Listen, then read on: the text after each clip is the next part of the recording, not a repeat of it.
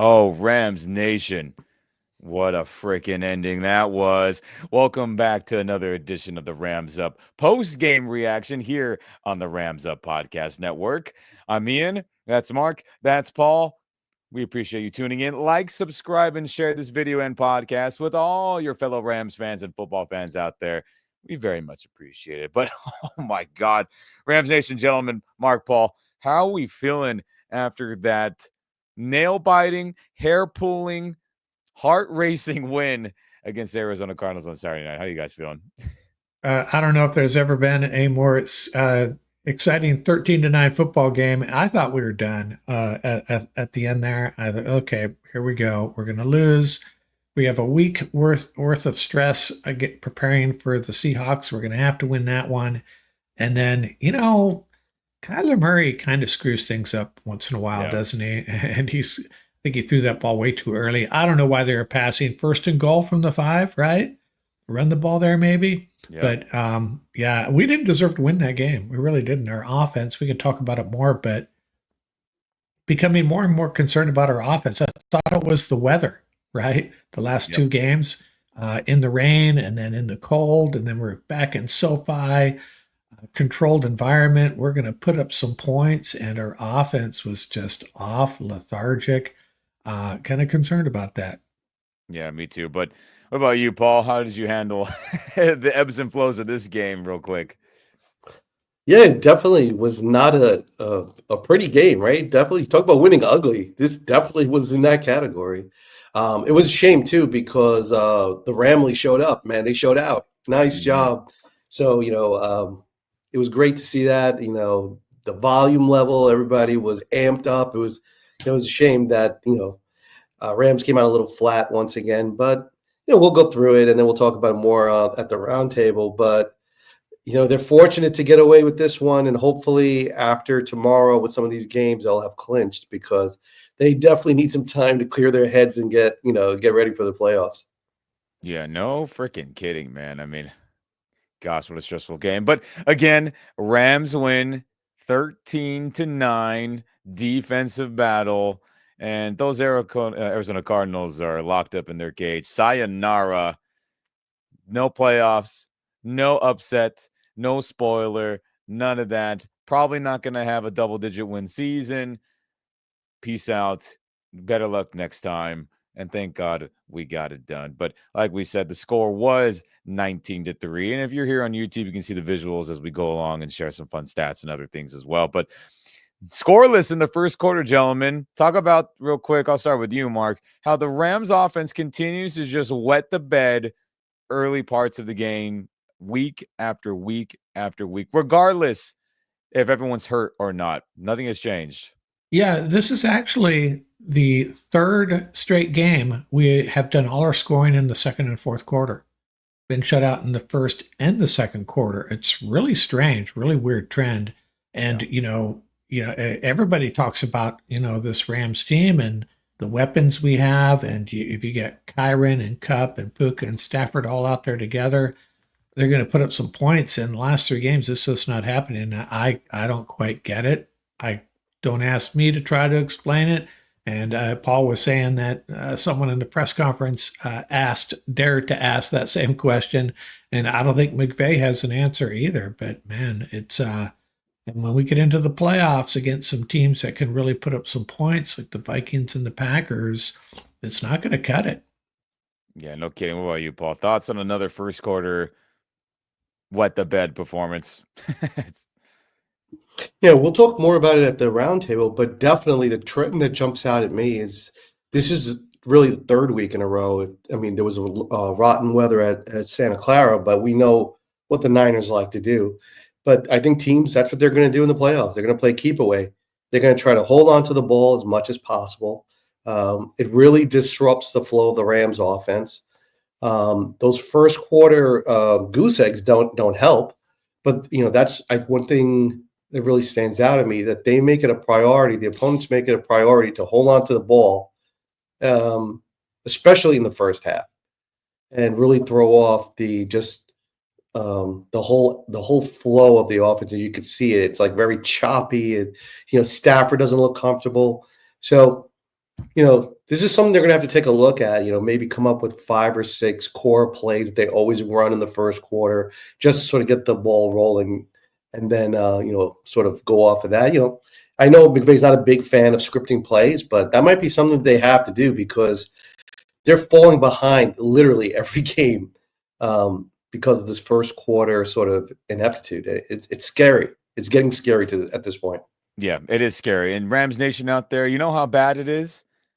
They haven't scored a touchdown this season in 13 games. And we still have another week to go. And that's, we'll see what happens with the, playoff standings and all that at the end of this week 17. But 13 games, they haven't scored a first quarter touchdown this season. What an embarrassing stat for a McVay-led team, an offensive-led team. I'm putting air quotes in for everyone on the podcast side of things not seeing me. It's incredibly embarrassing. I mean, we have to just be honest about this team. It's been a defensive team. Have they had some stinkers like the Eagles and the Bills, even though we won, and Kyler Murray ripping us early in the year and some other games?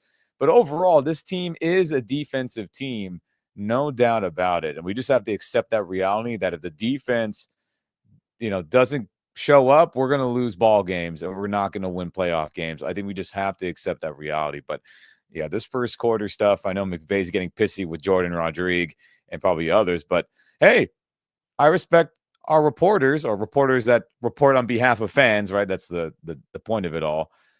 Asking the tough questions. A lot of coaches get not asked those things around professional sports. So I appreciate people in our Ram side of things pushing buttons, even if it's just a little bit.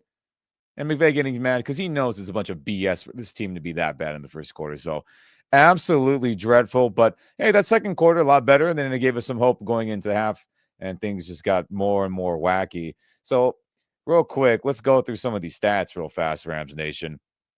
Time of possession. I mean, Cardinals severely outgained in a gazillion stats. Time of possession, first downs, total yards, passing, rushing, yards per rush.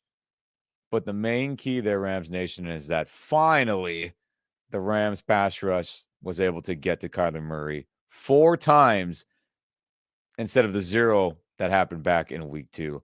So I'll start with you, Mark. Anything stand out to you on this, this team versus team stat sheet? And obviously the sacks is the big key there as well. But anything else?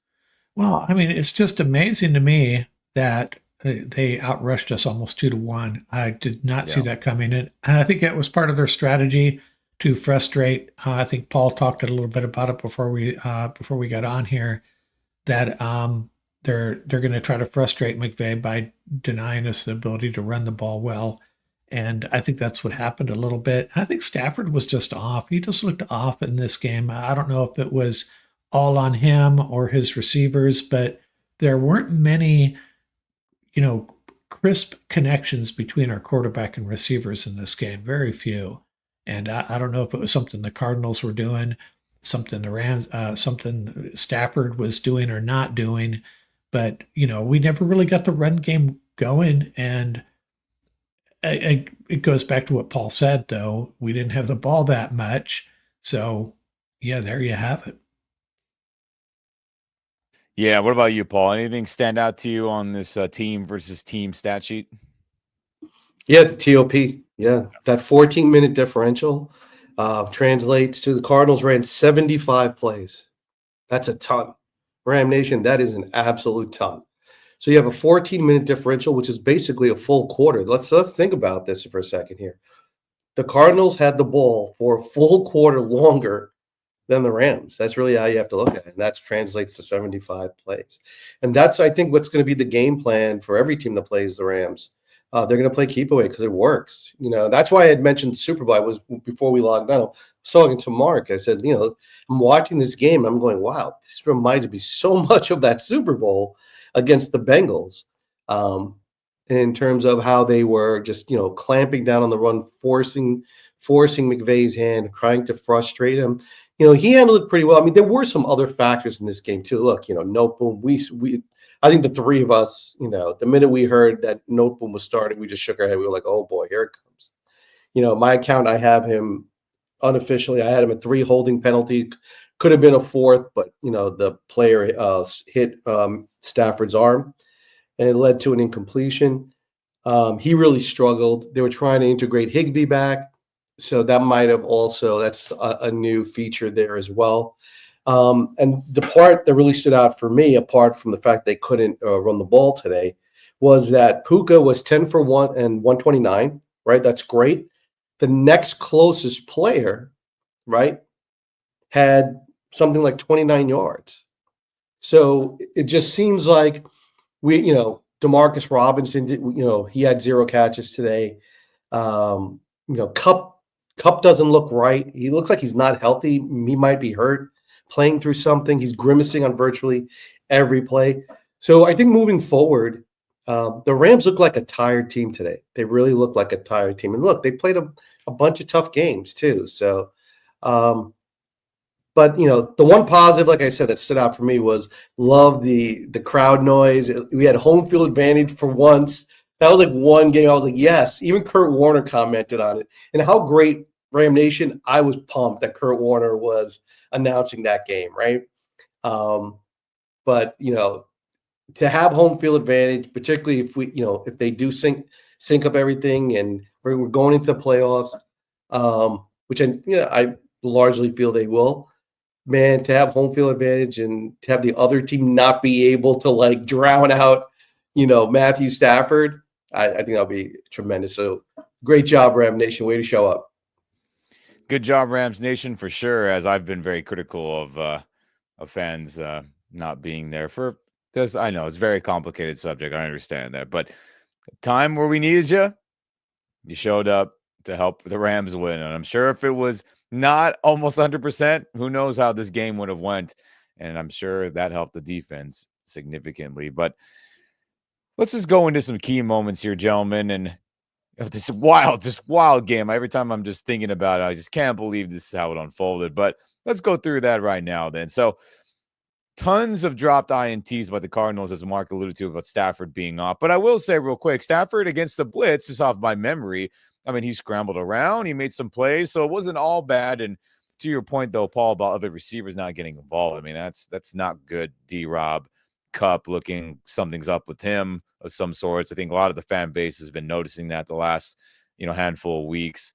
And so that was crazy. But then Michael Hoyt's block PAT, I think we'll stop on that one of how critical that was in the game. So Michael Hoyt gets called for a phantom, was it holding call? Pat, is a holding call, right? In that 3rd and goal situation, which was ridiculous.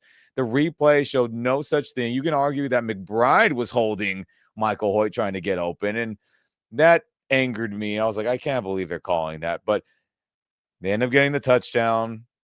And the karma god said, you know what, Michael, we'll get you another block PAT, as Rams PR always puts out fun stats for us to share. Outside linebacker Michael Hoyt blocked his 3rd kick of the season, the 2nd most by a Rams player in a single season, trailing Corey Littleton, who had 4. His 3 block kicks leads the entire NFL in this 2024 campaign. But gentlemen, I'll start with you, Mark. How insanely critical was that by Michael Hoyt to yet again get his hands on the football during the kick? Yeah, it really changed. It's a butterfly effect, right? It changed how the Cardinals approached it at the end there. They might still, well, they would have played through an overtime perhaps if not for that block kick, right? Yeah. So it changed everything. The Cardinals might not have been as aggressive on their last possession. But yeah, it was certainly important, and it's our special teams have really been making plays, and Michael Hoyt, it's amazing. I would dare to say he's a fan favorite at this point. Yeah. And you go back a year or two ago, and how Ram fans felt about his contribution to this team from the outside linebacker position, taking a lot of heat. And ever since he made that LA sign in Santa Clara on that, I think it was at the last play of the game, one of the last plays, ever since then, man, I'm a big fan of his. And it was cool that he made another big play. Yeah. Shout out to Hoyt. The LA stuff really won us over. I agree. But what about you, Paul? Your thoughts on Michael Hoyt's again, blocked kick. The Hollywood Hoyt, right? Because of the LA side. Yeah, that really changed the game if you think about it, because Arizona had to go for the full score as opposed to a field goal, right? Like Mark said. So it was huge. The special teams has come up big the last couple of weeks. The punt coverage unit has been phenomenal, right? We saw that again today. They pinned them back there. The field position game was huge for the Rams today. Really saved them a couple of times. And then Cardi made his kicks. That's huge. So that 1 point may seem, almost trivial, but it was, if you take a look at on a low scoring game like this, it was huge. Absolutely huge. Yeah, Ethan And Evans had a couple of great punts. yeah, yeah, he's been doing that very, very consistently. I think I have to double check it, but my last count, I think he has only 2 touchbacks for the entire year. Yeah, and then at some point though, I do think, thankfully, this game is over, but the Rams might want to pass around a memo. It's very important to cover Trey McBride, so that for next year that they're aware of that. Yeah, I know. And Michael Hoyt is not the answer at covering tight ends. Right, we still see him dropping back in coverage so frequently. It's interesting, but one thing we'll talk about the roundtable. I think the defense, playing very well, needs to develop 1 or 2 closers. Right, the guys that are going to be at the core features of the game, or the core components of the game, or the pivotal times. Who are going to be those guys? BY came up huge today, a couple of times, chasing down Kyler Murray. Keeping him from breaking the pocket and contain. So he did that well today. Obviously, Verse was just crashing down his side. Yeah, and Fisk played a phenomenal game, and quietly Kobe Turner, as always, draws the double teams unselfishly. So, but yeah, in the other parts of the team, and we'll talk about it more at the roundtable, but I got to shout out, man, Omar Spades, man. Dude is a heat-seeking missile in the run game, man. It came up big again on a short yardage stop. So shout out to the Big O. Shout out to that defense for sure. And shout out to Michael Hoyt getting another kick and going through some other key moments here as we start getting into all the crazy defensive plays. Rams had that that touchdown drive, and we saw Cooper Kupp get open on that deep corner route, and it was like, okay, things are going well. And then we saw Stafford run for a first down. And real quick, I know we're getting on the offense and they've been pissing me off a lot lately, but another game with 0 sacks. Shout out to Stafford for really escaping pressure, which, maybe Stafford early in the season, he just goes down and says, we'll fight for another play, but he knows what's on the line and he's been running, trying to keep drives alive. So I'll shout that out. And, Puka converts, right? That questionable 3rd and long situation, which I definitely thought was short when it happened, bang, bang, watching it live. And then the replay reaffirmed that. But, well, sometimes things go your way when you're playing at home. So we'll take that. And speaking of Puka Nacua, I think it's important to acknowledge that no one has more 100-plus yard receiving games than Puka Nacua this season. This is his 9th full game. And he already has the most 100-plus receiving yards out of any wide receiver this season. Imagine if this man was healthy for all 17, 18 games. I mean, dude would be on an absolute tear. And more history being done by Nacua, gentlemen, while we're on that subject. He's the only one who produced on offense today, or was given an opportunity. We'll get into that shortly. But, Mark, your quick thoughts about Nacua showing up no matter what. Yeah, it's almost like in games like this, he's all we got, unfortunately. But, blocking and with the ball in his hands, we are just so lucky to have him, especially with, I don't know what's going on with Cooper Kupp, but he's basically wide receiver 2 at this point, right? Yeah. And Puka has emerged as one of the best talents in the National Football League. And man, what more can you say about him? He makes the sideline toe tappers. He breaks tackles. He blocks. Great attitude, team player. He's almost like the perfect football player. What can he not do? Yeah, that's crazy. What are you, Paul? Thoughts on Nacua being one of the only people showing up on offense today and leading the league in 100-plus receiving yard games? Yeah, he's the constant in the Rams' offense. He, Kyron, and obviously Stafford, but the Kyron touchdown, if you watch it, you saw it was Puka at the bottom of that pile pushing, right, pushing forward. He kept working, and then Kyron kept the legs driving, and they fell into the end zone, man. So that's the type of player he is, and it's infectious. Like when he's out there and he's doing all this, and I just love the screens, the way he just puts his. He runs north south. That's it. There's no wiggle, man. He's just trying to take it to the house, and that's the way it should be. But yeah, if maybe if King Cup gets a chance to rest a little bit next week, going into the playoffs, he'll be maybe energized, refreshed. Hopefully, there's no major injury there because they really needed to find a way to balance it out, right? Because teams are going to start, keying in on, wherever Puka goes, send two in that direction. So, Yeah. we'll see how it plays itself out. But the kid is an absolute monster. Yeah, he's a monster. And speaking of young, quote unquote, kids who are doing things on offense, we got to include Joshua Carty in this as he today, shout out to Rams PR, putting out some fun stats. Carty passed Greg Zuerlein for second most made field goals by a rookie kicker in franchise history with his 24th, trailing only Frank Corral, if anyone remembers him, who has 29 right now. So Carty is doing good, surpassed 100 career points, becoming the second rookie in franchise history to accomplish that feat, also joining Frank Corral in that 1978 season. So every week, Rams Nation, these young Rams are breaking records in some way or fashion and climbing up the leaderboards in the history books. Very good. Shout out to Carty for making the 53-yarder. Shout out to him making the other crucial kick, because without him, we lose this game. And I'm glad he's been kicking well recently after some wild moments where he misses a PAT and it irritates us. But today he showed up at home, kicked well, right, Mark? Yeah, and another guy that we've kind of banged on a little bit, but I don't think, if I'm not mistaken, I don't think any of his misses have cost us. I could be wrong, but he's made the kicks that counted for the most part. I think maybe all of them, including this one. So yeah, I'm feeling, it one week I feel great about him, and then a couple weeks later not so much. But right now, feeling pretty good about Joshua Carty. Yeah, that's good. Well, you, Paul. Yeah, that was a clutch kick, and you talk about right down the middle. The special teams coach had an interesting comment about Carty. He says Carty has that unique. He takes a two-step approach, right, before he kicks the ball, which is very. Not all kickers do that, Ram Nation. Some have much longer, three-step, four-step, whatever it may be. So he says when Carty approaches the ball and is sort of slow and like sort of calm and calculated, it goes very, very well. When he has trouble is when he's speeding up, when he's almost like, because it's only two steps. For those of you that bowl, right? So bowlers have that same issue, right? When they have their approach, the number of steps.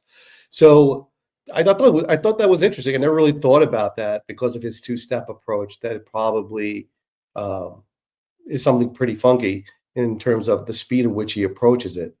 So I think for all kickers, it's sort of like they have their own nuances the way they handle that position. But the kid has been clutch so far. He keeps hitting those kicks, man. He's going to be a weapon because his range is unquestionable at this point. So he's been knocking down 50-yarders with consistency. Yeah, it's critical, and like we called out to this many weeks ago, and we said Carty's got to figure it out because he's going to be key and critical for this team to win the West and get in the tournament, and he has been just that, critical and key, helping us win a game. So shout out to him for climbing up Rams history leaderboards for sure. But let's go back to some other key moments, gentlemen. We talked about Carty, right, hitting that 53-yard field goal, and then the fourth quarter drive, where, Higbee finally gets involved, Nakua for 21 yards, and then Carty kicks the last field goal. And then the last little bit of the game where we all were holding our breath, Cameron Kitchens gets the INT on the fourth down after Murray chucked it up to Marvin Harrison, I believe. My memory serves me correctly, just thinking about it. And we all said, thank God they didn't convert it. And at the same time, we were like, oh, damn it, Kitchens. Why did you catch that INT? Right, Mark? Yeah, it's in the. I don't know how they coach that or if they talk about that, in the course of a game. But I kind of want to give him a pass because he should know better. He's a rookie, though. Maybe he was remembering that 103-yard return against Seattle, and he was trying to do it again, but a little bit of a knucklehead play, but fortunately it didn't cost us. But yeah, definitely should have just knocked it down. Maybe he didn't know it was fourth down. I don't know. Well, I know. Jeez, what about you, Paul? Cameron Kitchens INT late. The exuberance of youth, right? Yeah, I mean, look, it was definitely the game management for the last 4 minutes of that game was just absolutely atrocious for the Rams, right? Yeah. Think about that. They got the ball back and then gave it back to the Cardinals with what, 3 minutes left? Awful. It was just, but look, they walk away with the W. The game management scenario.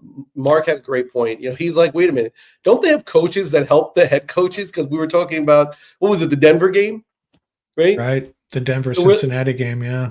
So what did the head coaches put those guys on mute or something so that way they can do what Feels they like that want? sometimes. Yeah.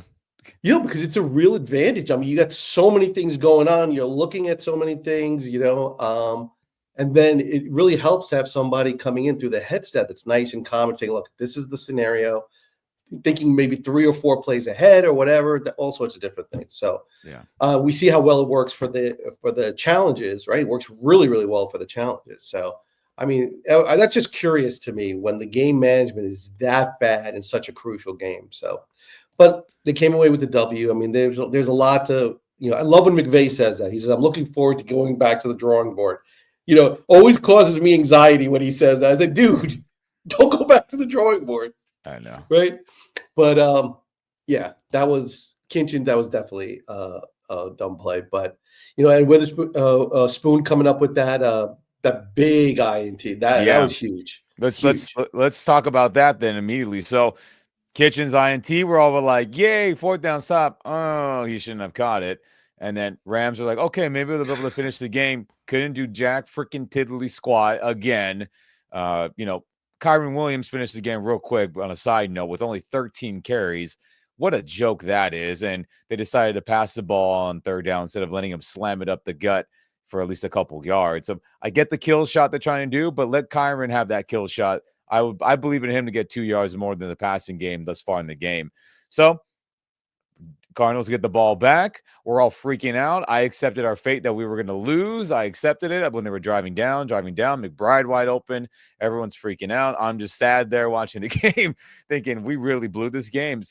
And shout out to Blaine. I'm blanking on his last name, who has great articles for Church Show Times. He had put out the tweet like, well, this is very eerily similar to the Buccaneers game in 2022, where Rams got a great stop on defense.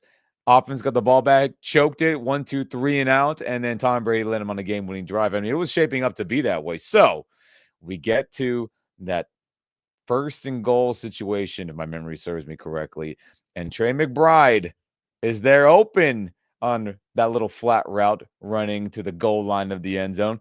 Kyler Murray throws it right at his face off of the helmet into the hands of Akello Witherspoon. I mean, holy crap. I mean, Rams Nation, right off the face of McBride and Akello, saves the day with this diving INT.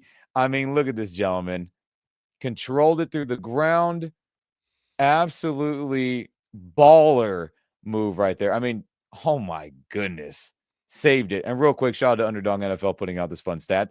The Rams are the first team to allow fewer than 10 points in 3 consecutive games since 2021. The last time the Rams won the Super Bowl. They've also won 5 games in a row for the first time since that Super Bowl 2021 season. But I'll start with you, Mark. How insane was this with about 20 something or 30 seconds left in the ball game? Yeah, it was pretty cool. And I want to say this, sometimes when you look back across a season, there's crazy plays that teams make, game-winning plays. You look at what the Commanders have done this year with the Hail Mary and then stopping the Saints on a 2-point conversion to win that game. And they had another game as well. And then you look back at the Rams season, this play basically secured a win for them. They were going to lose. They were going to lose this game. if not for this play. And then you look back at that overtime catch by Demarcus Robinson. At what I'm getting at here, plays like this are maybe an indication that this is a team of destiny, may I dare say, because it's this game was lost as far as we were all. I think we all probably felt the same way sitting here watching this. Just like, okay, now we got to deal with Seattle in a must-win situation next week. Not fun. And then Akilo comes through for us. Yeah, I mean, dude, saved the freaking day. I mean, look at this play. Luckily, replay agreed that that was an INT. He controlled it. I mean, Paul, how did you feel seeing Okello survive the ground and save our asses and save the season practically off that awesome, awesome diving INT in the end zone there? Yeah, you got to love the effort, right? Coming from one of your veteran corners. And this is a week after McVay said that, D. Will and Akello are going to stay at corner, right? And that Kobe is going to have to sort of play the filler. So that's huge. And the effort says everything. So on every play, you want to see the players give max effort. That's what McVay always says. That's how you get turnovers, from the tips, ripping at the ball. Rams did a lot of ripping at the ball today, too, which I thought was interesting. So they must have talked about it pregame and all through the week. But yeah, Spoon came up huge. And you saw him use why does McVay love Spoon? The length, right? He always talks about it. He's got great length, plays the ball well. And that was huge. And then going back to like your comment about that last drive. So that's how I feel, man. If you got 3 shots to get 1 first down, I don't care what's happened in the game. Run the rock, right? In my opinion, the most important thing, you want to burn those timeouts. Make them burn their timeouts. If they had no timeouts, it would have been a non-issue anyway, right? But then you throw the pass, stops the clock, and there you go. And then now they're walking down the field with a whole bunch of timeouts. That's what kills you on those late drives. But I think, and plus you had Noteboom, who is just getting savagely beaten on every pass drop. Yeah. So you got a couple of things that are not in your favor. Just run the 3 creative running plays, maybe even a jet sweep, whatever. Do what you got to do. Give it to your physical players. But I agree with you. That's what I would have done. I would have hammered it 3 times with Iron Kyron. If we're going to go down, let's go down swinging, right? Yeah. So, but we'll survived see. it. Yeah, we survived the McVay special, as I like to call it, where it's drop back pass, first down, drop back pass, second down, and drop back pass, third down. And we survived that. This game, luckily, defense saved our asses, saved this team's season potentially. And we're lucky that that didn't cost us, as it has in many other games this past season, Rams Nation. I'm sure you can easily pinpoint which games those were. But some final stats here from this Rams victory. Stafford threw 32 times. They didn't get a lot of opportunities most of the game, but 17 of those completions, only 189 yards. Only felt like Nakua was open as he had another 100-yard game. Williams, again, only 13 carries. Embarrassing for a guy who was an all-pro level player to only get it that little. And think about the other games where that's been the case. We've lost those. Miami, definitely Cardinal game the first time around. He barely got the ball around like 14 or so times, if my memory serves me correctly. So every time Kyron's not getting 20 carries, I mean, we're in trouble. So that's no bueno, like we talked about. Cup, we think he's injured. Something's going on. People are saying he looks dejected, not celebrating as joyful and others. So I mean, who knows what's going on with him? Hopefully things get figured out going into the tournament. But Braden Fisk with 2 sacks, Byron Young, Kobe Turner, and that was a big difference in the game. And of course, the INTs by Cameron Kitchen late, and then the Witherspoon to seal it. But gentlemen, I think what's the most important thing is that the Rams are still number 1 in the NFC West. Rams getting back to 10 wins with the chance to be at 11 next week, depending on what happens. 4-1 in the NFC West. Seahawks next week.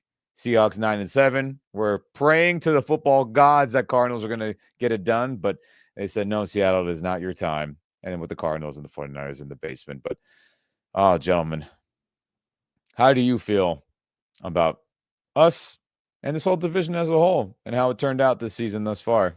I'll start with you, Mark. Well, I think if I remember, when we made our predictions, I think we were basically 10, 11 wins among the three of us. That was our prediction, if I'm not Yeah, mistaken. I chose 10. I chose 10, 10. yeah. Yeah. So and when we were 1-4, we all kind of felt like idiots, maybe. And here we are. They go on a late season run, mid to late season run, and um, they're the best team in the division right now. I think they really are. And I don't know. I don't know what their playoff prospects are at this point, but man, it's good to be on top of the division and so close, oh so close to a playoff spot. That's all you can really want as a fan, is get to the dance, and then we'll see what happens. And they're going to have a home game too. Now I understand it's not a lock, but it's pretty darn close to being a lock at this point. A home game in the first round of the playoffs, and then we'll see what happens. Yeah, we'll see what happens indeed. But Paul, your thoughts on, I guess, the 1-4 start to now 90 something percent chance of hosting a playoff game at 10 wins currently with one game left. Yeah, it's not how you start, it's how you finish, right? So they are sort of the middle leg of the race, so to speak, closing that part out. When they look back and say how the West was won, definitely was not perfect by any means, but hopefully after tomorrow, everything will be locked up, and then because they really look like they need a day off, they really do, and by having that, not having to play, being able to rest their starters, so to speak, not having to play everybody for 4 quarters, I think will be huge. So let's hope it turns out in that scenario, because that's the best case scenario for the Rams.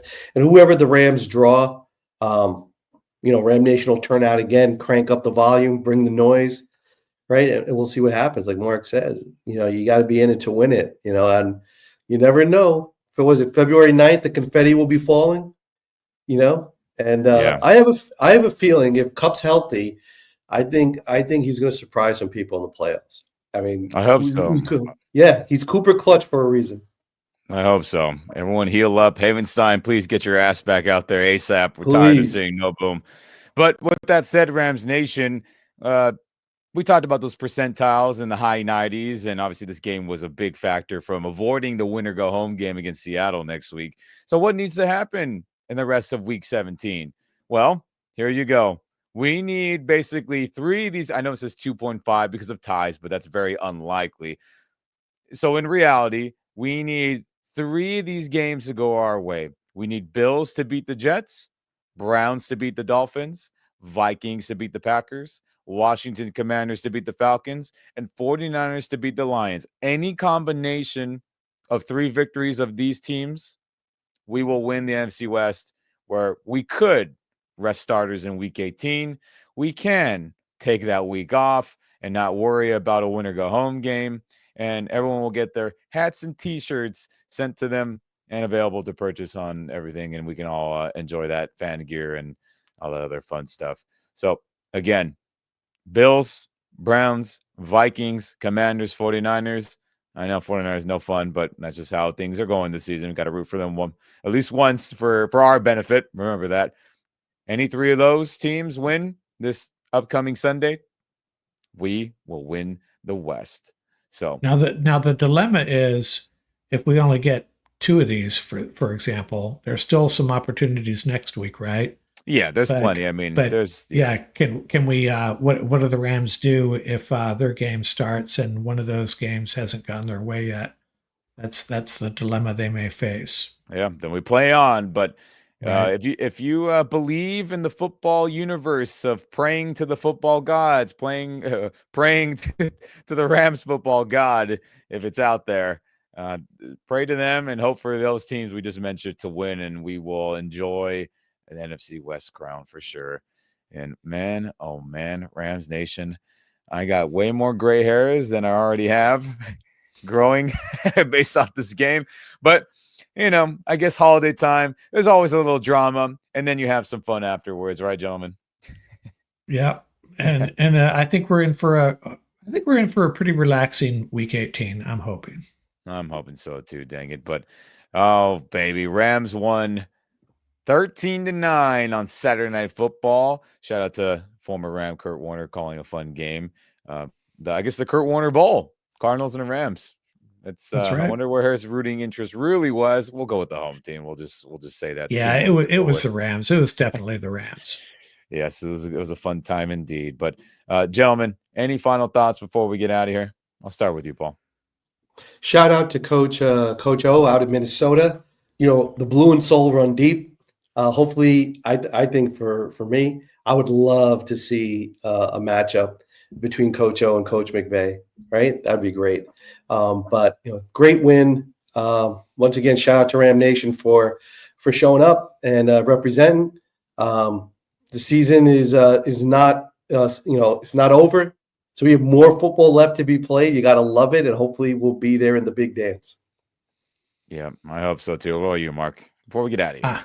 I'm just going to chill tomorrow. I'm going to have my little score sheet out and hopefully Nice. check off 3 games in the SOV formula for the Rams and have a nice, relaxing week.